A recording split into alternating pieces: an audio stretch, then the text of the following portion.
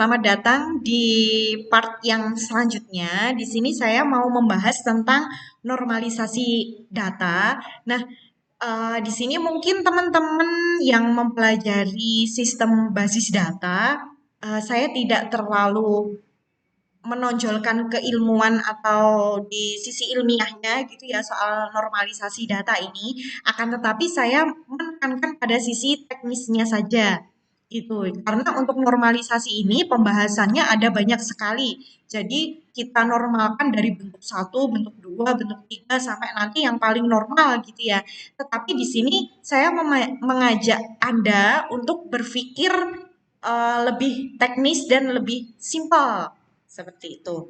Nah, kalau kemarin kita membuat tabel itu berdasarkan narasi gitu ya di materi-materi sebelumnya, untuk sekarang kita belajar membuat tabel dari data fisik ya. Nah, ini di sini saya memiliki data nota ya, bisa dilihat di sini. Sebentar.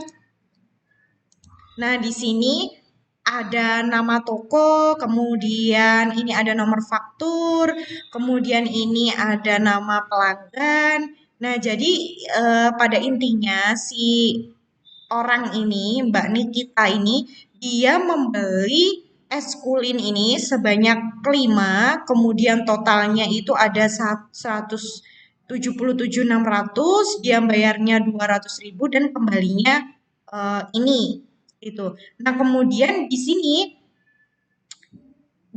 ini ada kolom KTY ini quantity ya. Jadi pesennya itu jumlahnya berapa. Nah, ini adalah harga per satuan. Nah, kemudian ini adalah diskon. Nah, kemudian ini adalah total. Total ini kita dapatkan dari quantity dikali harga, kemudian dikurangi diskon. Ini dikali, kemudian dikurangi diskon. Nah, gitu ya, hasilnya adalah total ini. Nah, kemudian dari gambar tadi kita dapat beberapa data nih. Di antaranya adalah data barang, kemudian data toko, data pelanggan, dan data transaksi. Nah, yang pertama akan kita bahas adalah data barang. Gambaran mengenai data barang itu ada di sini. Nah, ketika di nota tadi itu kan ada barang-barang yang dibeli oleh Mbak Nikita. Nah, barang ini dia merupakan data barang. Oh, berarti di nota ini tuh sebenarnya ada data barang. Nah, kemudian dari sini, dari data ini, kita menemukan bahwa di situ ada data barang. Tabel yang terbentuk itu adalah ini. Kode barang, kemudian nama barang ini adalah eskulin, bla bla bla bla bla ini ya. Kemudian harganya 4.400. Nah, kemudian kode barang pada struk itu tidak nampak. Ya memang tidak nampak. Mengapa? Karena kode itu hanya digunakan sebagai indeks atau kunci yang memudahkan dalam kontrol atau pencarian data. Jadi memudahkan dari segi sistem, bukan untuk ditampilkan ke pengguna akhir. Dalam hal ini adalah pelanggan, gitu ya.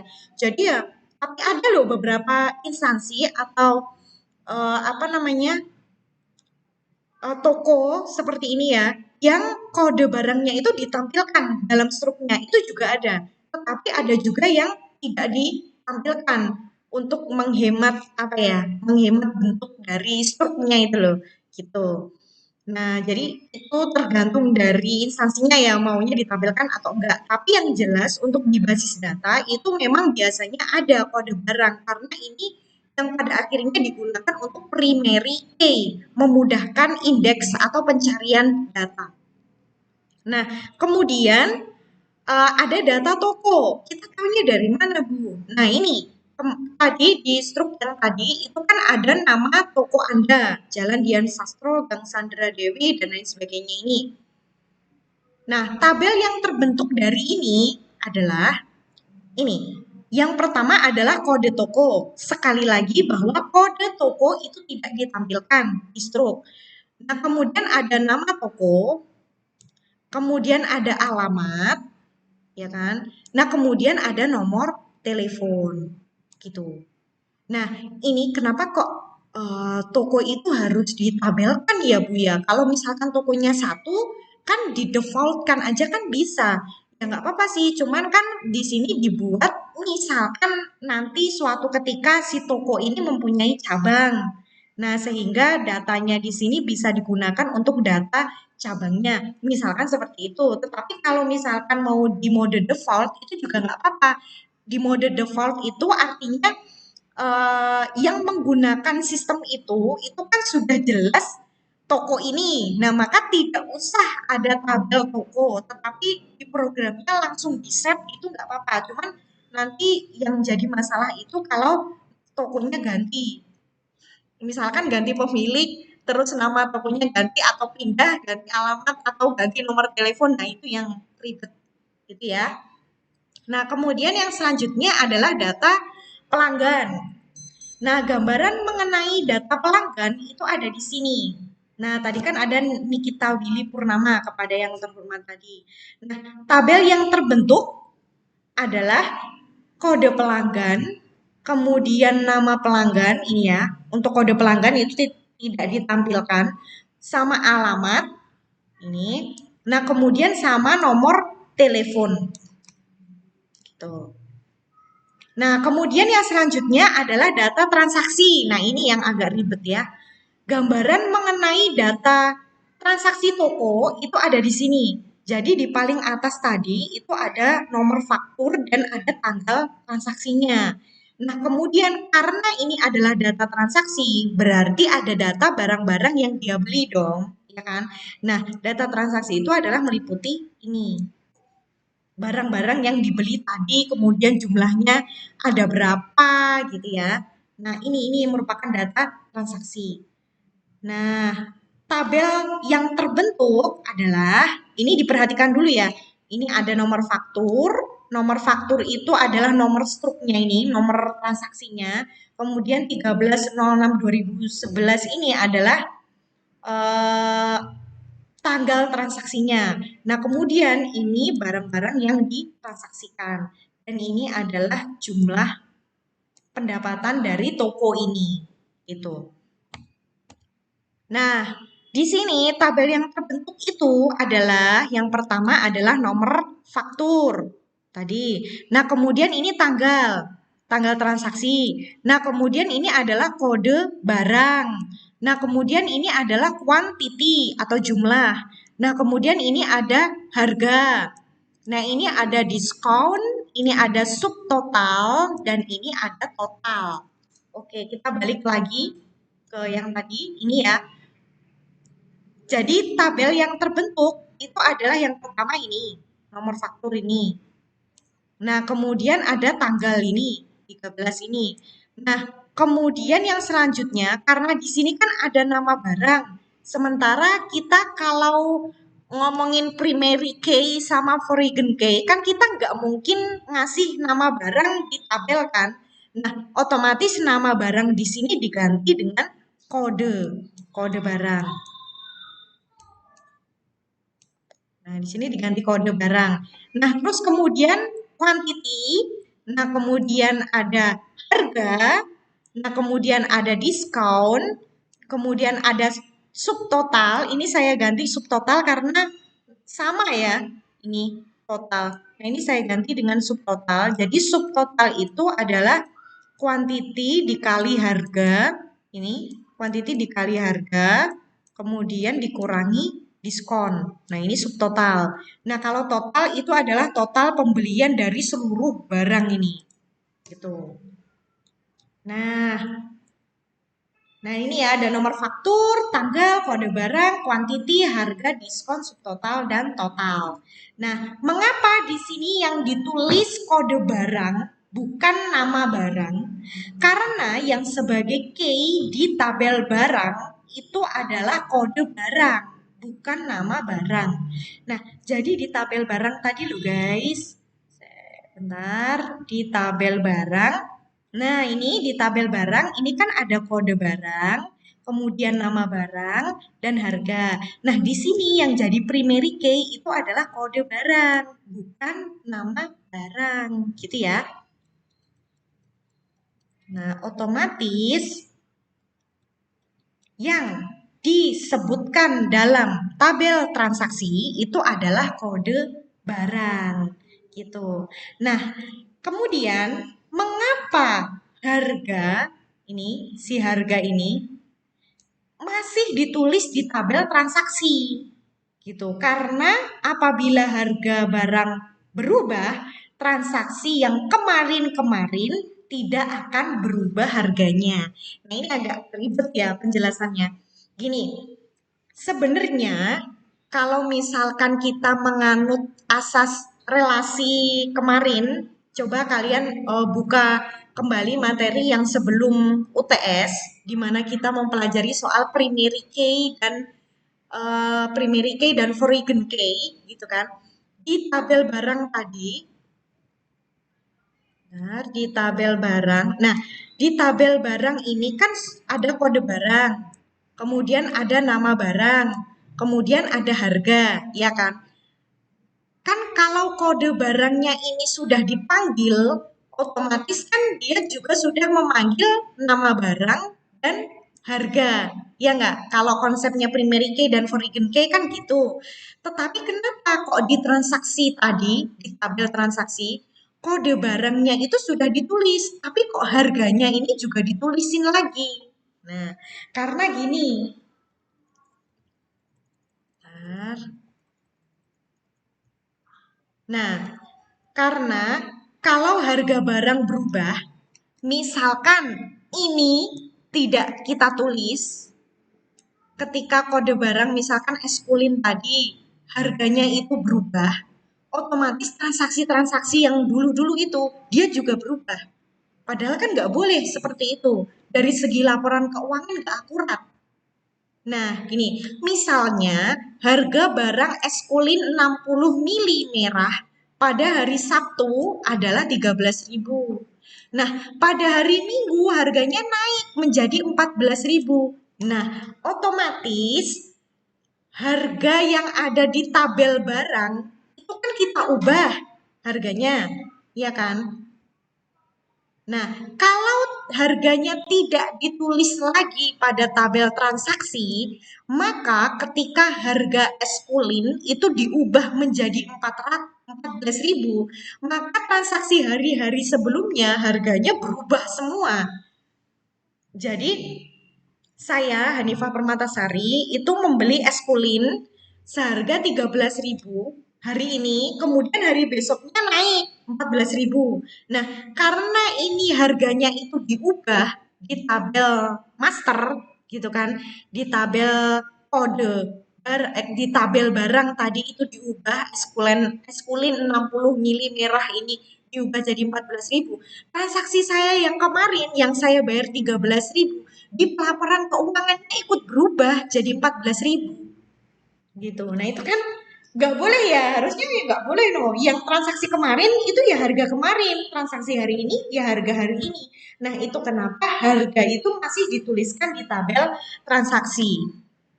Nah, karena ini pada konsepnya ketika induk itu diubah atau tabel barang, di sini yang jadi induk adalah tabel barang, maka perubahan itu akan mengikuti tabel anaknya atau tabel transaksi gitu. Nah, caranya supaya dia tidak ikutan berubah, harga yang sudah sebelumnya, maksudnya yang sudah diubah sebelum-sebelumnya, itu adalah menuliskan harga kembali yang ada di tabel transaksi, sehingga nanti di record itu harga di sini tuh sudah kalau misalkan dia ikut yang 13.000 ya mau harganya nanti diubah jadi 14.000, 15 atau 20.000, yang kemarin itu ya tetap 13.000 karena di sini sudah dituliskan 13.000 gitu. Gitu ya, caranya seperti itu. Jadi misalkan untuk hal lain, misalkan kayak data mahasiswa atau data tentang kalian. Katakanlah kalian itu nomor telepon itu kan selalu ganti-ganti ya. Eh, Misalkan kalian mengubah nomor telepon kalian di sistem, otomatis kan nanti sistem lain yang menggunakan data kamu, ya sistemnya pembimbing akademik, sistem keuangan, sistem BAAK, kemudian sistem jurnalnya dosen yang mengajar kalian, itu nomor teleponnya juga ikut berubah gitu loh. Tapi beda ceritanya kalau misalkan nomor telepon setiap kali kalian berubah nomor telepon, misalkan gini, kalian itu pertama kali masuk atau pertama kali ikut kuliah saya itu nomornya Telkomsel gitu ya. Salah satu nomor Telkomsel. Nah, saya membuka jurnal kuliah di mana saya akan mengabsen Anda, kemudian apa namanya, menginputkan atau memasukkan nilai-nilai dari Anda. Nah, ketika sistemnya itu menganut tabel seperti ini, dibikin nomor faktur, tanggal, kode barang, KTY. Nah, nomor telepon ini dituliskan di tabel jurnal saya itu, maka mau kalian ganti ke Indosat waktu semester 2 di jurnal kuliah saya, nomor kamu tetap yang Telkomsel tadi, yang nomor pertama kali yang kamu inputin buat masuk ke kelas saya gitu. Tapi kalau misalkan nomor teleponnya nggak ditulis di sini, modelnya dipanggil apa namanya, relasi gitu loh. Jadi asumsinya kalau di sini kode barangnya sudah ditulis, nanti harganya juga ikut kepanggil gitu ya. Artinya tidak dituliskan kembali di sini.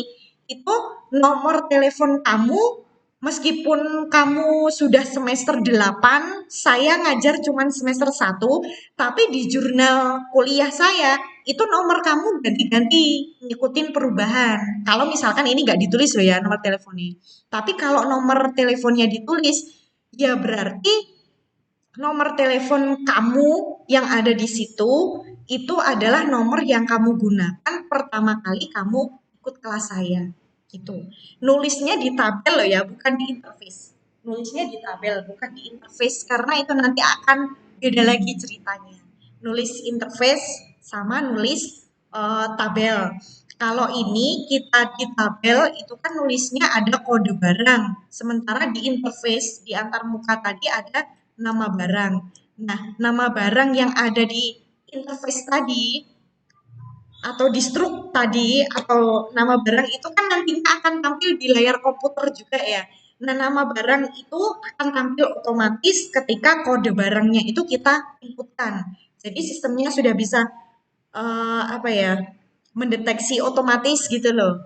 Misalkan saya dulu pernah inputin espulin merah tadi itu kodenya 001. Jadi ketika saya inputkan kode barang 001 itu nama barangnya sudah otomatis eskulin merah. Sama kayak misalkan saya mau nginputin nama mahasiswa, itu saya nggak perlu nginputin panjang-panjang nama mahasiswanya. Cukup saya klik NIM-nya, nanti namanya udah tampil.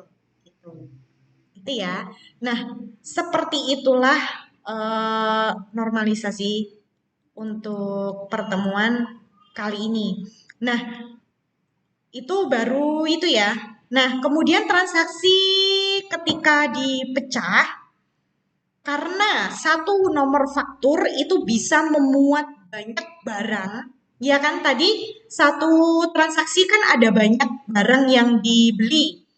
Maka ada beberapa tabel yang dipisah, gitu ya. Oh, bentar. Nah, ini. Jadi, untuk data transaksi itu cukup nomor faktur, tanggal, kode barang, quantity, harga, kemudian diskon, kemudian subtotal, sama total. Ini kan barang yang tadi, ini loh, tabel yang tadi ini loh. Nah, ini tabel yang tadi kan ini. Nah, kemudian kita mau pecah. Nah, di sini yang dipisah itu adalah kode barang yang berkaitan dengan transaksi yang beda-beda, guys. Nah, kode barang kan karena barangnya macam-macam. Nah, kalau barangnya macam-macam, otomatis jumlahnya juga sendiri-sendiri, harganya juga sendiri-sendiri. Kan per harga jumlahnya, harganya, diskonnya, dan subtotalnya kan sendiri-sendiri. Ya nggak?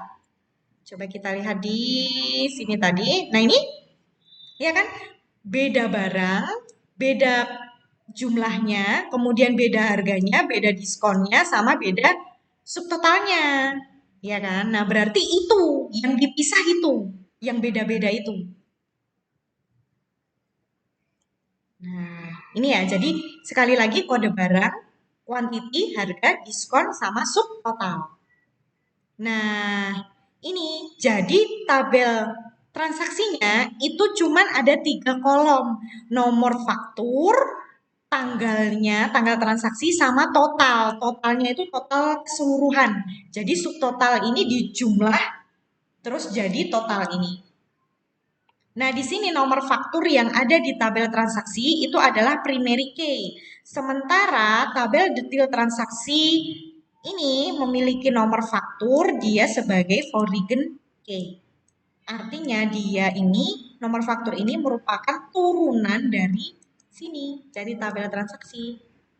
Gitu. Nah, pada gambar tadi itu masih ada jatuh tempo, kemudian tunai, dan kembali. Nah, itu bisa masuk ke tabel transaksi. Kenapa? Karena berapapun banyak barang yang dibeli, data jatuh tempo, tunai, dan kembaliannya itu kan sama. Nah, ini loh.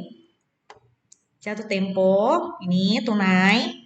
Nah, kemudian ini tunai, dia bayarnya berapa, kemudian dia kembalinya berapa.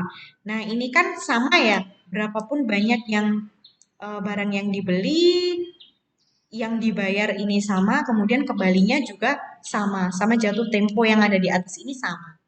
Nah, maka tabel transaksi yang sudah diupdate adalah ini. Nomor faktur, tanggal, ditambahi jatuh tempo, kemudian dia bayarnya berapa, kembaliannya berapa, sama total pembelanjaannya ada berapa. Gitu. Oke, supaya lebih paham, nanti bisa mengerjakan latihan ya. Nanti akan kita evaluasi di pertemuan yang selanjutnya. Nah, sekarang coba membuat tabel-tabel penyusun data ini. Jadi saya punya data tentang pembelian, tapi bukan di toko yang menjual parfum, gitu ya. Tapi di toko apa ya ini? Komputer, di toko komputer. Ada pembelian baterai sama CD. Nah, ini gimana tabel-tabelnya? Jadi tabel apa aja nih yang ada di sini? Nah, silahkan untuk dibuat gitu ya. Selamat mengerjakan, jangan lupa pakai template yang saya sediakan dan jangan lupa untuk disimpan dalam format PDF supaya tidak ada format yang berantakan. Oke, sekian dari saya. Terima kasih.